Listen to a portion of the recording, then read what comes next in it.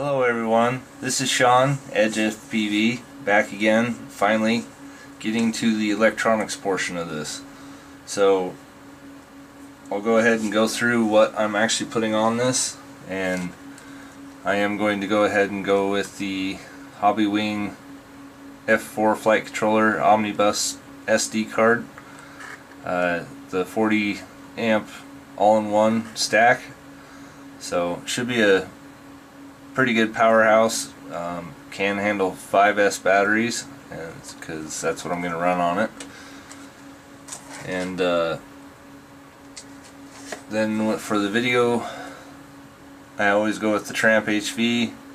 It's been a good unit for me. I've had hardly any problems with it, so it should be a good one. I have two other ones of these, and I like them so far, so this will be the third one.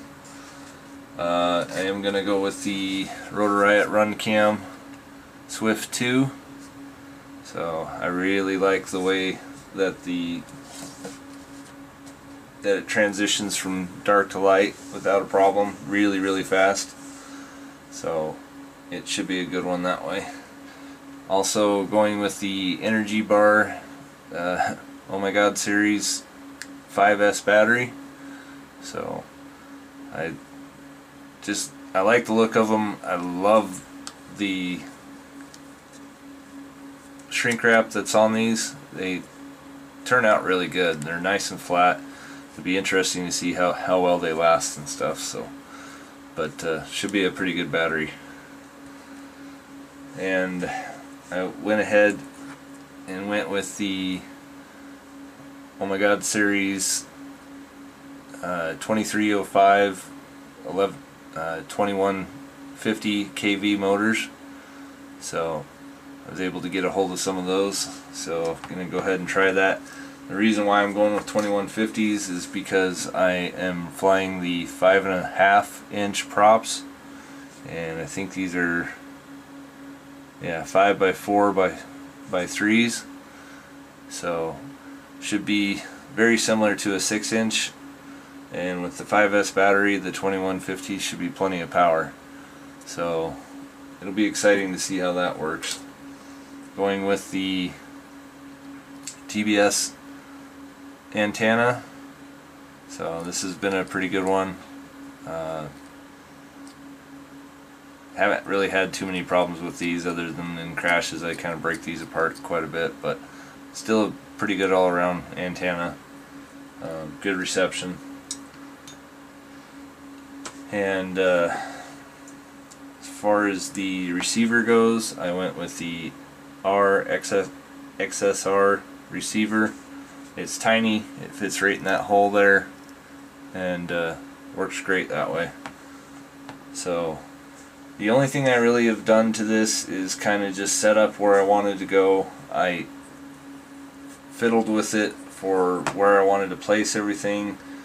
You know, I pretty much ended up placing it where the frame was designed for, and then I just did a few little minor cosmetic things on it, like the shielding and stuff like that. So haven't really done a whole lot to it. I just wanted to get it set up. As far as the antennas go for the receiver, I found a kind of a neat little trick that I could do, and it worked out pretty well. I wasn't sure how it was going to work, but in here, see if I can get these wires out of the way. In this portion of it here, you can actually kind of get that antenna in between this post for the camera mount and in between the post for the flight controller, and just kind of stick that in there, and then when you slide the arm into it, it actually pinches it down and it's not going to go anywhere.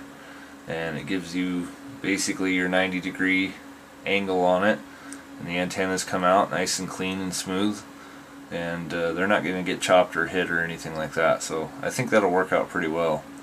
I like the way that it looks like that, and should be out of the way enough, and should be not close enough to the carbon that it's going to cause any interference or anything either. So both of those turned out pretty well. They're both in there pretty good. And no, I did not glue them or anything like that. I just kind of jammed them in between the arms there, and that seemed to work perfectly. So the other thing that I kind of did, and this was a tough deal here with the antenna and the video transmitter, had to kind of kick it over to the side here just a little bit because it wouldn't fit with the zip tie on the holes for the zip tie itself. So it had to go over basically one more notch over so I could actually just mount it right there, which is fine. It's not going to hit any of the props. I've checked that.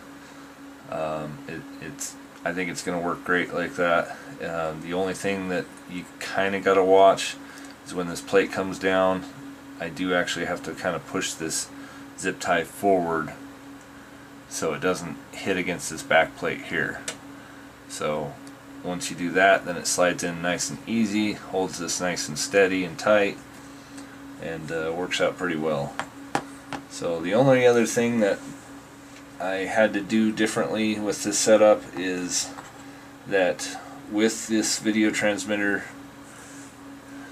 in here with this zip tie right here, I can't actually put the flight or the power distribution board forward, so it hits against this piece right here and it just won't work. I can't do it like that, so I'm gonna have to do two different rotations on the flight controller and basically turn it my 180 degrees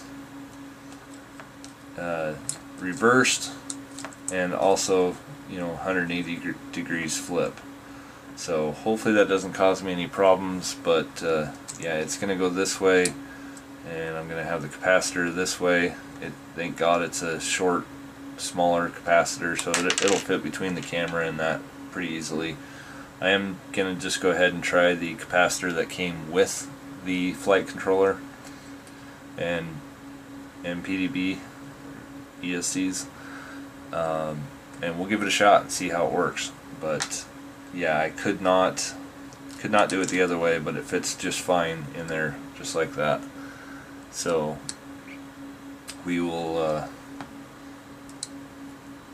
start getting this set up for that. And these studs that are in it for the flight controller, they did actually come in the box. They come with extra standoffs, they come with the O-rings, they pretty much came with everything that you need on here. So it should work out pretty well. Video changer here, the one for the TNR remote, I actually do have that sandwiched in between the, I don't know if you can see this or not. So the two plates that are here, I actually have it sandwiched in between there. Let's see if I can show this here. So you can kind of see it right there, kind of sticking out just a tiny bit. But yeah, it's just, there's a perfect spot right up underneath this battery pad that it fits in there. There's a blank spot, and it actually still has the sticky stuff right underneath this, so it actually stuck right up underneath it really well. So I should be able to just take the remote, swipe it over there, and get it to work. It should work pretty well that way. So the only other thing that I did was I didn't really want to cover up the skin and stuff, but I kind of had to with the tape. So I taped it in two different places just so it could come over and move nicely. I don't think it takes too much away from it. I can still see my slide bar on it, and yeah, it's not bad. It'll work good that way, and that way I don't have to worry about the wires moving and stuff on me. But should be good that way. And I did go ahead and put the battery strap through since I had it apart to put that TNR sensor in there. And I decided to go this way because now with the TNR device here, I did not have enough room to put one more strap through the back here. So instead of having the strap here and here, I went ahead and did it this way, which sideways is also the way that this frame was designed. You could either do it sideways or front ways. It just worked out better this way. With the GoPro on there sitting on the mount, it sits back just a little bit and kind of makes the battery come back a little bit as well too. This way I know it'll be basically over the center of gravity, and it'll make it a little easier to hook up to the line too. Now the flight controller combo did come with a 14 gauge wire. I was going to just make my own. 14 gauge should be enough for a 5S battery without a problem, and this, you know, you got plenty of long enough leads to actually put in there. I was surprised at how long those leads were on this one. So anyway, I still have to solder that on as well too once I get everything. So I have my receiver controls and stuff there. So of course, you know, black and red for your power, 5 volt and ground, and then my regular S-Bus control, and then my uninverted S-port, smart port connection. So I did actually solder that to the board itself. Let's see if I can show you that real quick here. Oh, maybe. So you can see I did actually do that right there on the card. So there is an inverted section right there that you can solder that to. Sorry, uninverted for smart port. So I got that sanctioned on there, and we will be going to UART 3 with that one. And yeah, that was probably one of the hardest soldering points that I've ever done. That's tiny work. But so then, of course, out of the camera we have the video out and the VBAT wire. I'm going to go ahead and hook it up. I know this has on-screen display on the flight controller, but I'm going to go ahead and use this just as a backup to the camera. Might as well, because I won't need it through the flight controller.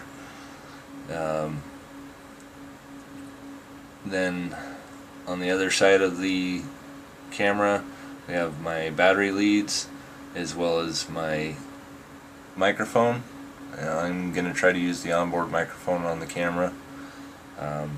Might as well, I have the setup for it. I don't have to use smart audio. So, and then from the Tramp itself we got the power leads. There's the microphone. That's all going to lead up and go into this wire here. So we'll have that set up onto that as well. And then the video in and the telemetry wire. So hopefully I can hook this up so I can change channels on the Tramp as well too. Other than that, I just kind of used this blue meshing stuff for basically sliding my wires into. These work really great for protection. They're nice and hard and just kind of makes it look nice and clean. So hopefully we'll be able to get all this stuff wired up and set up in here. Just gonna kind of go through here like so, and this will come up and go into the flight controller like so, and then this will run right up along the back side like so, and come up to this one here, because all these connections go right into this side part for the on-screen display. So I think it'll look pretty clean once it's done. So everything will just kind of go up underneath there. but it does all fit like that. It just, you kind of just want to, you know, look around and see what you think when you're putting this together, see what works for you. You know, it seems to work pretty well like this. If I can get this.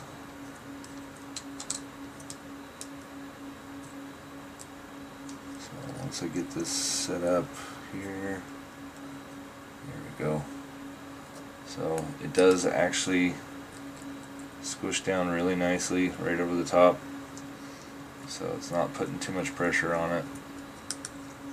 I was a little worried about that sliding them underneath. If it gets to be too much and I just don't like the way it looks, I will go ahead and kick it off to the side. But so far it's going to work out pretty well. And of course, you know, your power leads, haven't decided. I don't think it will fit. Maybe it will. I might slide it up like this and then bring it up through here. I don't know if you can see that or not. So I might just go like that and kick it over to the side here. So we'll see. I haven't decided if I want to go this way, like this in here, you know, coming back towards the camera. Might be a little stiff going that way, or I might just bring it up, bring it around like this. Let's go around the other side and then up and through. So I might just lay it all the way across like that and go around the connection here. So we'll just have to see. I will try to show you this the best I can, and as I get it set up I will get going on that. But yeah, the first part we're going to have to do is definitely getting these wires hooked up for the camera and the tramp for power. I have not bound my receiver yet to this card, and the receiver button is right there, so that might be a little bit tricky if I ever lose it or anything like that. But I'm gonna hook this up to basically a 5-volt power. We'll connect that up and probably just put it into the back of the Taranis just to get it powered up and at least connected, so I don't have to worry about trying to bind it again. And then of course, you know, these are just going to be hanging here until I get the flight controller. Same way with this, but this section here I can definitely get soldered up and ready to go on this part of it. So that's probably the next step that I'm going to do on here. But like I said, I just wanted you guys to see how my setup was, how everything looked, how it kind of bolts up and stays in there. Anyway, this is the way I'm going to do it, and we'll see how it works. I think it looks pretty clean so far. It looks like a rat's nest with all the wires sticking out of it and stuff, but we'll get that solved here in a little bit. But yeah, I think it's turning out pretty good. I think with these antennas like that, that's the best I could come up with. I really like it. I think it's going to work great like that. So, because when you're flying forward, the antennas are going to be up. They're constantly going to be showing. It's just a little bit, it's about in line with the arms itself, but I think those antennas are going to work great. So we'll see how it goes, and I'll kind of get this set up, and I'll show you step by step how we're going to get this working and how we're going to put in the wires into the flight controller and stuff. I haven't seen too many people do the connections on this, so you know, it's just like any other F4 flight controller, but it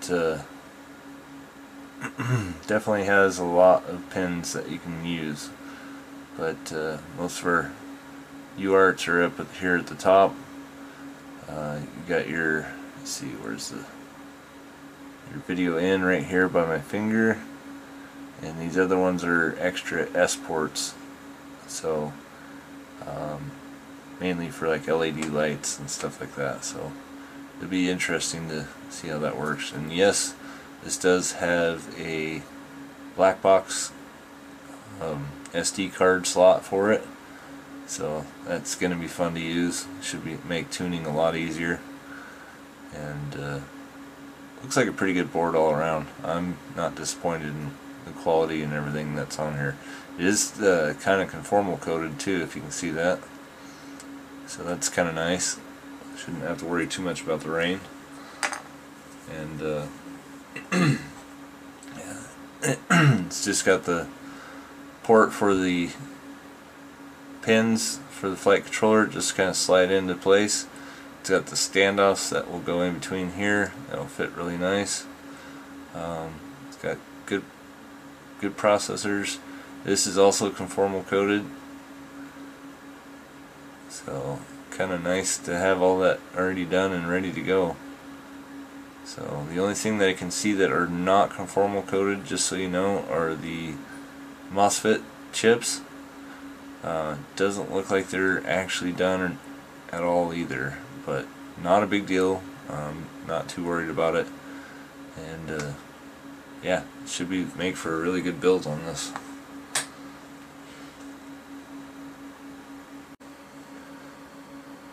As you can see on here, I did go ahead and decide to mount the battery terminals this way, so it will just solder up to that point and should go underneath the port itself and work out pretty well that way, and go right into the clip on the other side here.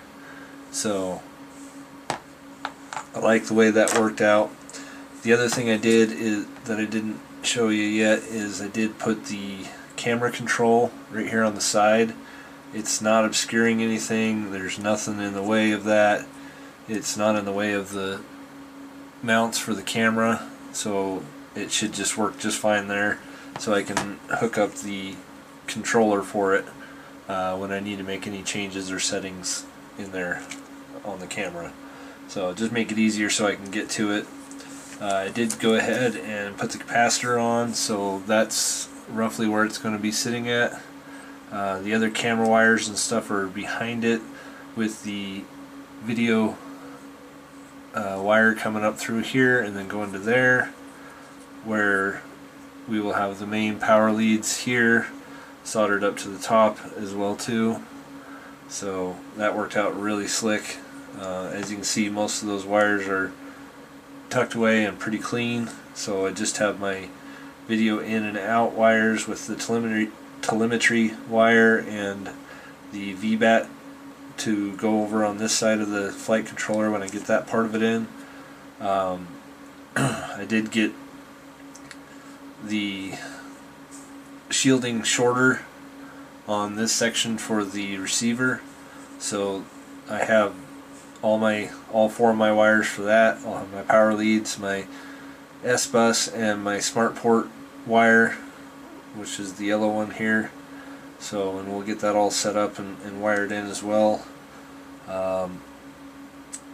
Other than that, I just have basically the motor leads to go and the power connection to solder up there, and then we'll get to the flight controller section of it after that. But as you can see, it's cleaning up pretty nice. It's getting there. So sorry I'm not really showing my soldering. It's just I'm not a great teacher for soldering. It's just something you kind of gotta learn on your own a little bit.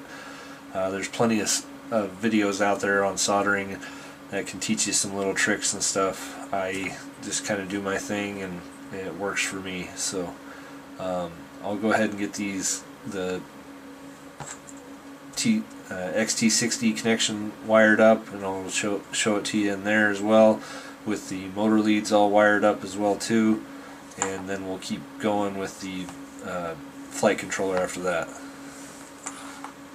So now I've gotten all the motors wired up and the power cord's wired up as well too. Like I said, I was going to go ahead and go that way. After I get done wiring all the motor leads and power leads and stuff, I always go ahead and use a multimeter and check it out. I do this on every build. I just want to make sure it's not grounded or any crossed wires or anything like that. I do put my multimeter to beep when it has continuity, so if I have a ground here, it's going to show,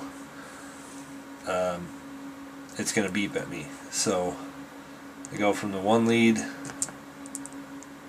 try to get a good solid connection on there. Oh, now on the motors, that is true. I will get a lead on that because the winding itself is set up like that. So we'll go ahead and check the next one. But we should have no continuity between the two motors themselves, which is a good thing there. Okay, so next ones as well. Also, you can go ahead and check from ground. I'm trying to get it so you can see this. So you can also check from ground to each motor as well. We have no continuity on ground. That's good. Same way on these three motors.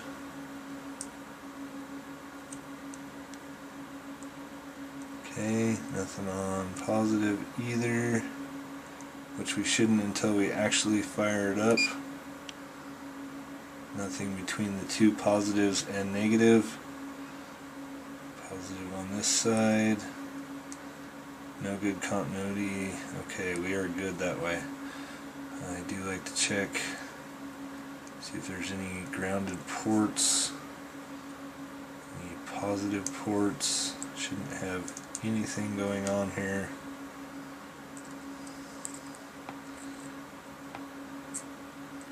I'm not seeing that the board is grounded to anything either. No continuity between the capacitor. Don't really know what else to check here. That's pretty much everything you want to check. Just to make sure I got continuity to my power lead.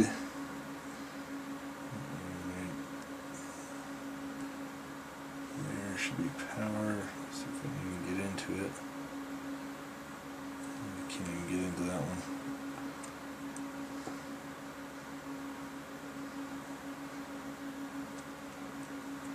So I think we're good all around. I do like to make sure that it's not grounded to the frame. See, the frame is grounded to itself, of course. Does not look like I have any grounds. That's all fine. No grounds to anything there. So that should be a good soldering job. It should be good to go on that part of it. Now I'll go ahead and put on the flight controller and get the rest of this stuff wired up, and I will, once I get the board on there, I will get them cut to length and then show you what each one of them is and where it's going on to the flight controller itself. So here's where I'm going to show you exactly what I did to set this up. Just a precaution here, I screwed up on this part of it, but on this receiver, the first two pins are your power port, you know, your ground and your positive, and the next port is actually your smart port going out and or coming in. So the next one after that is actually your S-bus out, which is where you need to switch the pins. I got another one of these receivers and I forgot to switch that and couldn't figure out why I couldn't have any control. Found that out, switched it over, no problems. So just to be aware of that. And so the next pieces that I have soldered in here is, of course, your ground, your positive, and then underneath this green wire here, not sure if you can see that, is your S-bus right next to it there. So, and then the green wire itself is the smart port going to T3 or UART 3, and then this is the cable, the telemetry cable coming from the video transmitter, and that is going to T6. I think that is correct. I'll let you know if it's not, but to hopefully control that through the Lua script. I haven't got it set up yet. If worst case scenario, I'll have to move it from this one to the R6 port, and if it doesn't work like that. So we'll give it a shot and see. We'll both kind of learn on that one as we go. Next ones we got is, this is the VBAT signal to the camera itself, so I can get actual battery voltage straight to the camera, just in case this on-screen display doesn't display the right one. And then of course your video in from the camera and out to the receiver, and that's about all there is to wire up on this particular board. So that's everything on the flight controller, and it should be ready to go as far as that goes. That's pretty much it on that build, and as you can see, it's pretty clean. So nice and tight. All the wires are in there pretty good, all hidden pretty well. So some of you might think that this is a little bit tight on the wires, but I can actually take this board off and flip it back over this way without any problems at all. So it does have enough slack even through this, so it turned out pretty good. But I got my battery terminals connected, everything's there. So next step is to plug it in through the flight controller and set my stuff up, and then I have already checked continuity through the 2 ports here. So I just take my probe and basically just go here to here, and I should not have any sound at all, and I do not. I also do test. I go ground to ground and hear nothing, and ground to ground and hear nothing. So that should mean that it's okay. You know, you never can tell. It is better if you do have a smoke stopper, basically a light bulb connected the right way, just to be 100% sure. But I test everything pretty well, so I'm gonna just go ahead and plug this in when I'm ready. So I will get the flight controller set up and show you how to do the remapping of the motors on that part of it, and then we'll go from there. Okay, here we go. We're going to test and see if we get smoke or not.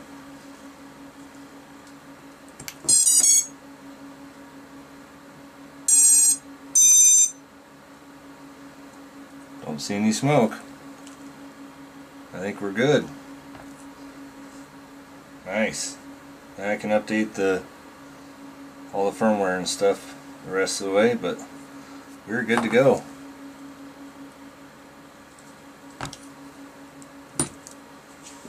Telemetry lost. So the next process that I do on this is we've already plugged in the battery, we've already tested the flight controller, everything works okay, just fine. I will show you how to set up the S-Bus and smart port and all that in the next video, but the very next thing that you want to do is actually remap your motors on this as well too. So what I have done is I've made an original copy, and all you're going to do is basically orient this, motors 1, 2, 3, and 4, and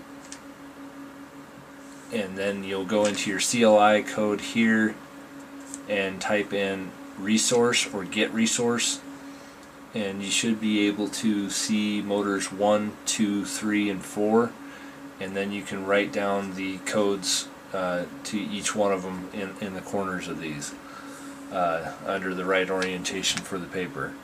So once you've done that, then you can basically orient your frame just like this. Just kind of lay it on there like that, and I just basically flipped it over, and I know that this is 1, this is 2, this is 3, and this is 4.